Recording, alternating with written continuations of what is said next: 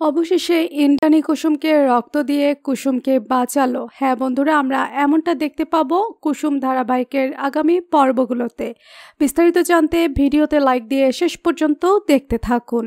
ইন্দ্রাণী ছুটতে ছুটতে চলে আসে হসপিটালে, এসে নিজে শুয়ে পড়ে বেডে এবং বলতে থাকে, শুরু করুন ডক্টর। এরপর ইন্দ্রাণীর কাছ থেকে রক্ত নেওয়া হয় কুসুমের জন্য। তখনই রাজ বলতে থাকে, আজ তোমার জন্যই শুধু কুসুম নিজের জীবনটা আবার নতুন করে ফিরে পেল। তখন ইন্দ্রাণী বলে, আমি তো বেঁচে আছি ওর জন্য, আজকে ওর জন্য এইটুকু কর্তব্য আমার করা দায়িত্ব। এইটুকু রক্ত ওর জন্য দেওয়া আমার পক্ষে কিছুই নয়, ওকে এটা আমাকে দিতেই হতো, না হলে আমি যে ঋণী হয়ে যেতাম। এদিকে কুসুম আস্তে আস্তে জ্ঞান ফিরে পিটপিট করে চোখ চাইতে থাকে। এরূপ কুসুমকে দেখে সবাই তো খুব খুশি হয়ে যায়। সো বন্ধুরা, তোমাদের কি মনে হয় কুসুম কি এবার তার জীবনে আবার নতুন কিছু খুঁজে পাবে? কুসুম কি বেঁচে যাবে ইন্দ্রাণীর এই রক্তের শক্তিতে? কুসুমকে ফিরে পেয়ে তো বাড়ির সবাই খুব খুশি, মৃত্যুর হাত থেকে ফিরে এসেছে কুসুম। তো বন্ধুরা, তোমরা এমনটাই চাও যে কুসুমকে শেষ মুহূর্তে ইন্দ্রাণী এসে রক্ত দিয়ে বাঁচিয়ে নিক?